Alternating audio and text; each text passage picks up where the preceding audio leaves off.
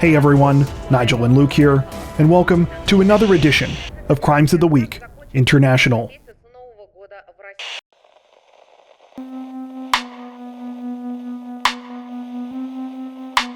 Authorities in the Australian state of Queensland are crediting a pair of women with helping them to catch an alleged thief after they chased her in their vehicle when she slammed into them on the road. According to reports, the incident took place sometime last week when police were in pursuit of a 51-year-old woman named Rachel Patterson. At the time, she was behind the wheel of a stolen white Toyota Hilux and was also wanted for other thefts and property crimes. Though police were tracking Patterson in a helicopter, things apparently took a turn when the 51-year-old decided to speed through an intersection in the town of Caboolture. During the chaotic move, she went barreling towards a yellow Mazda. Inside were best friends Crystal Condor and Brianna Chesels. Brianna later described the incident as traumatizing, saying that she felt like Patterson was coming at her at about 80 kilometers an hour. Still, Brianna managed to maneuver her car in time so that she and Crystal were only sideswiped by the Toyota rather than taking the full impact to the driver's side of their vehicle. Not wanting to let Patterson get away with her reckless driving, Brianna and Crystal began following her, calling police as they watched Patterson smash into other vehicles on the road. When Patterson ditched the stolen Toyota and began running down a nearby sidewalk, the pair continued to track her, yelling at her to stop, until finally police arrived at the scene and placed her under arrest. Brianna said that if police had been a bit slower to arrive, she would have jumped out of her car and tackled Patterson to the ground herself. According to reports, Patterson now remains in police custody, though it's unclear exactly what charges she is facing. In the meantime, Brianna says that she's been left without a vehicle, as hers was seized by police following the incident. Reports, however, do not mention whether this was due to damage, whether the vehicle is being kept for evidence, or if there was some other purpose. Though Brianna says the situation is tough because she's a single mother and now has to find another way to get herself to work and her child to school, she claims that she did what she did because she didn't want Patterson to get away with what she had done.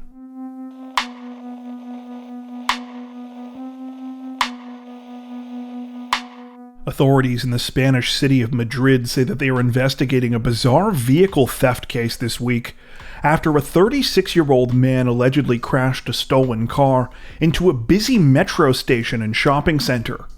According to reports, the incident occurred at around midnight on August 23rd, when the 36-year-old suspect entered an area of the Plaza Elliptica interchange while behind the wheel of a stolen white Mazda. The particular area in question, which is connected to the A42 highway, is only meant for buses. However, the suspect allegedly continued speeding through, only coming to a stop after crashing through the glass doors of a busy metro station and getting stuck halfway down the stairs. Thankfully, police say that there were no injuries, though it reportedly took a team of approximately a dozen firefighters several hours and a crane to lift the Mazda up and off the staircase. While this is where all of the English language reports about the case we came across stopped, according to local news sources, more details are known about the story. These reports state that the stolen vehicle was taken by the 36-year-old suspect several hours before the crash in the city of Getafe, about 10 kilometers south of where the crash took place. The man allegedly got into a fight with his partner, then jumped into the Mazda, which had keys inside at the time. It's unclear who the vehicle actually belongs to, but the suspect was reportedly able to fight off the owner, who unsuccessfully tried to stop the theft. Finally, local reports allege that following the crash at the metro station, the 36-year-old tried to take an unidentified female victim hostage.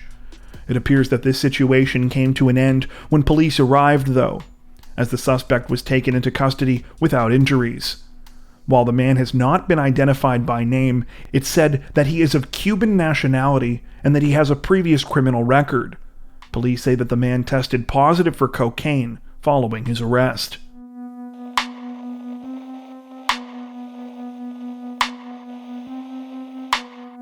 Authorities in the Indian state of Uttar Pradesh say that they are investigating a chilling murder case this week after a 16-year-old boy allegedly killed a younger teenager so that he could get out of going to school.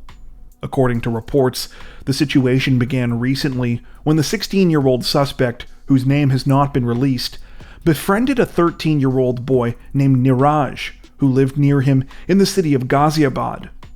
Everything seemed normal between the boys until August 22nd, when the two went for a walk together in the afternoon, and Niraj did not return.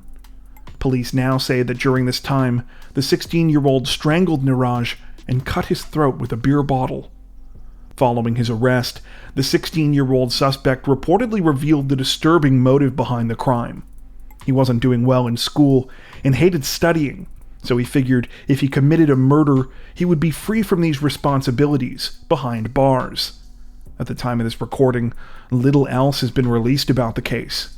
Police say that they are still investigating and that more details are expected in the following days.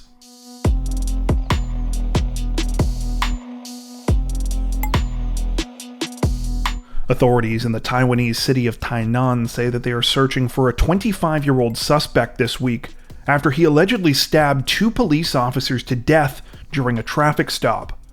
According to reports, the situation began on the morning of August 22nd when two officers from Tainan's Minquan police station, 27-year-old Cao Ryuji and 36-year-old Tu Mingcheng, were on a routine patrol in Annan district. They were driving along when they spotted a man who they believed was on a stolen motorized scooter at around 11 a.m. The officers followed the man for a short distance before deciding to pull him over in a remote location along an industrial road. This is allegedly when everything went sideways. When Cao and Tu approached the suspect, he managed to catch them by surprise with a knife, stabbing both men before either of them could draw their service weapons. The suspect allegedly stole the two guns before leaving the injured officers in the middle of the road and driving off. Sadly, by the time Cao and Tu were found, it was too late. Both lost all vital signs before arriving at the hospital. While it's unclear how police were able to identify the suspect behind the terrifying attack, they have now publicly named him as 25-year-old Chen YG. Chen's picture has been released alongside a photo showing the license plate of the scooter he allegedly stole. Authorities are asking members of the public to remain vigilant and to call immediately if they see Chen. At the time of this recording, he is still on the run.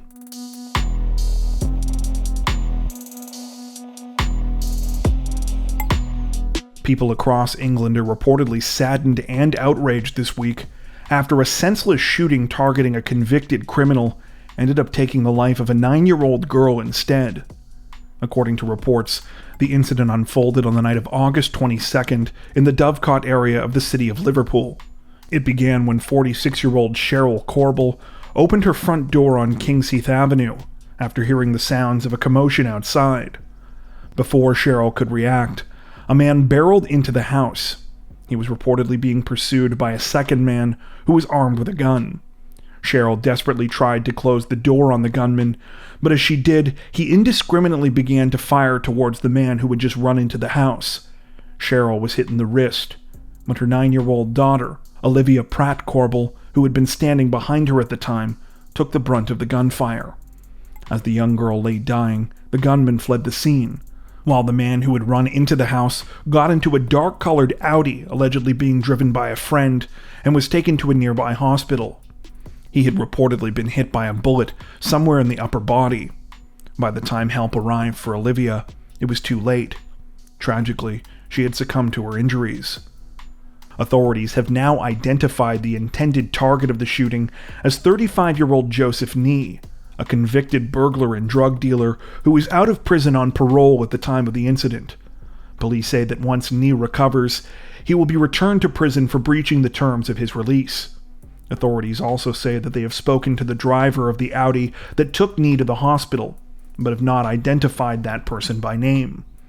The actual gunman, meanwhile, is currently at large, with police saying that it is unclear if he has now fled the country. Little additional information has been released about potential suspects. though investigators say that they will not rest until the culprit is found. They are also urging any members of the public who might have information about the case to come forward. At the time of this recording, the situation is still developing.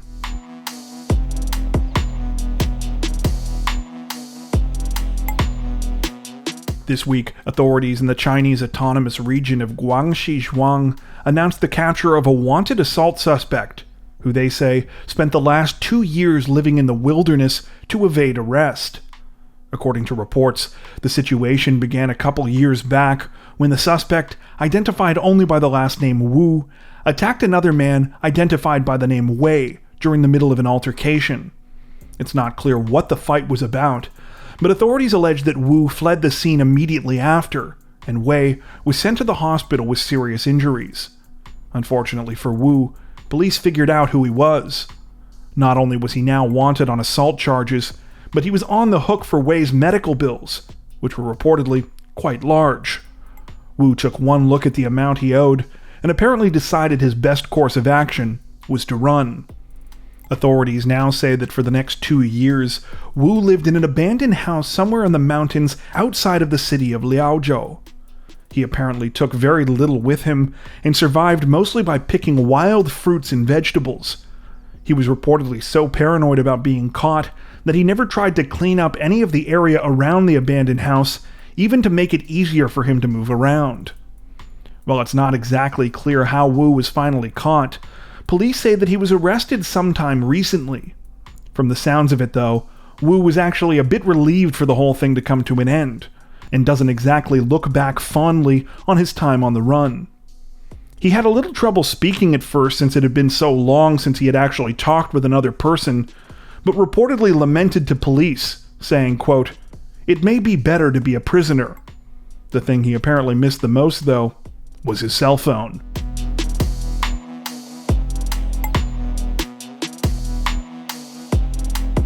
Authorities in the Somali capital of Mogadishu say that nearly 24 people are dead this week, and more than 100 others are injured, after a militant terror group launched an attack at a well-known hotel.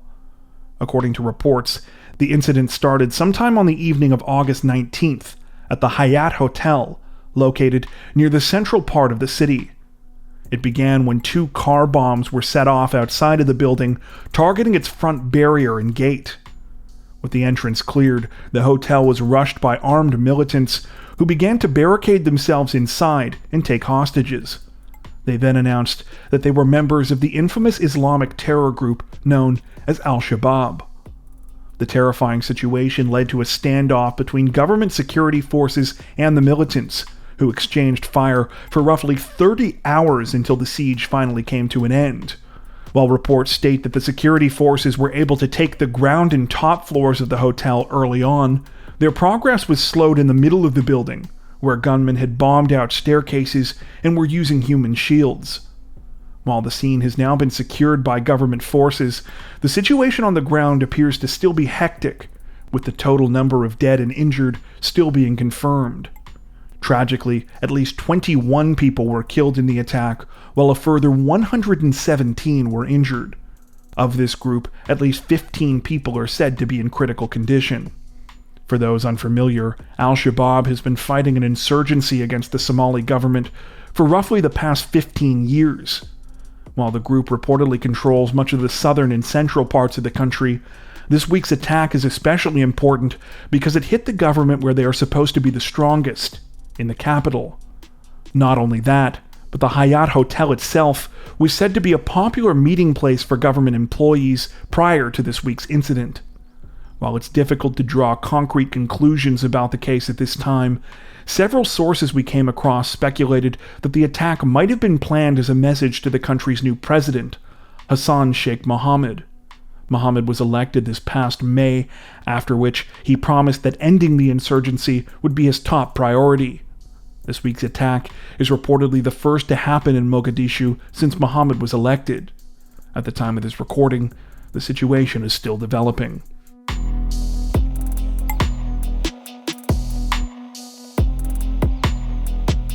Authorities in the Thai province of Pathum Thani say that a 51-year-old salon owner has been arrested and charged this week after he allegedly stabbed a man and woman to death in front of their young daughter when an argument over a haircut escalated into a deadly confrontation. According to reports, the situation unfolded at around 3 p.m. on August 20th, when a 41-year-old woman named Warasara Wimunrakchat and her 40-year-old husband, Wirapong Pampruak, went to a shopping center in the locality of Bangkadi with their 8-year-old daughter. Warasara needed a haircut, so she went to Pimi Hair Salon, while Wirapong took their daughter and strolled around for a while. When Wirapong and the young girl returned to the salon, Warasara was apparently outside looking upset. She told her husband that she wasn't happy with the way that her haircut looked, and that the hairdresser had screwed up. When the couple went to speak with the hairdresser, they called the salon owner, 51-year-old Prasert Rangai, who told them over the phone that there was nothing he could do.